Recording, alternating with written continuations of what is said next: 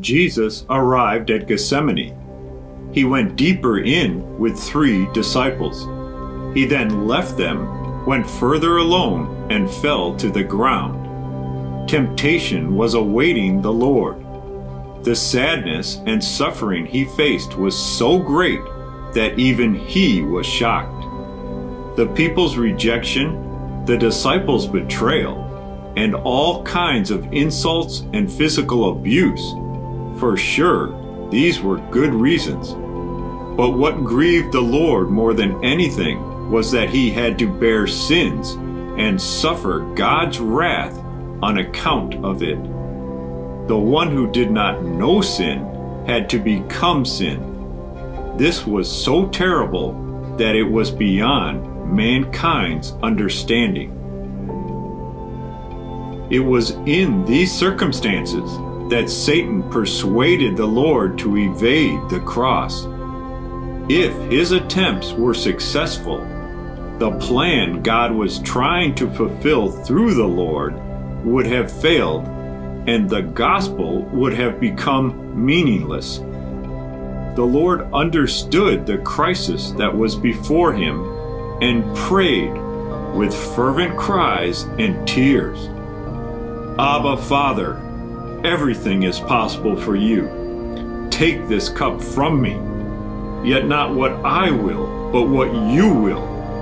The Lord was not rejecting God's plan, but he was checking if there was another way to fulfill God's will. The disciples fell asleep while the Lord prayed like this. He asked the disciples to stay awake and pray so they could overcome the spiritual assaults that would come on them. The Lord went away and prayed the same thing again. He prayed a third time a moment later. The Lord did not try to twist the Father's will and carry out his own.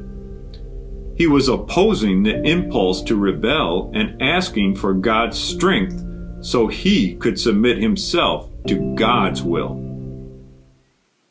The Lord prayed so agonizingly and earnestly that his sweat was like drops of blood. Eventually, he prevailed in obeying the Father's will. The Lord said, "Get up, let us be going. See, my betrayer is at hand." The grief that covered the Lord's face just a moment ago was gone. Though the Lord had to drink the cup of God's wrath, he was no longer afraid. The Lord bravely made his way to the cross. The Lord saved us from sin by suffering on the cross, so that he can protect our spirits to the end. He now speaks to us like this: "Stay awake and pray so you will not fall into temptation." We can never overcome temptation by our own strength.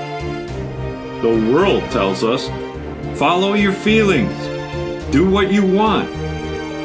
If we follow the desires of the flesh in every decisive moment, our spiritual state cannot avoid becoming corrupt. Therefore, we should choose what is helpful for our spirits. Let's pray for this. Let's not try to attain what we want before God, but always stay awake and pray so we do not fall into evil, and so that we have the strength to do God's will.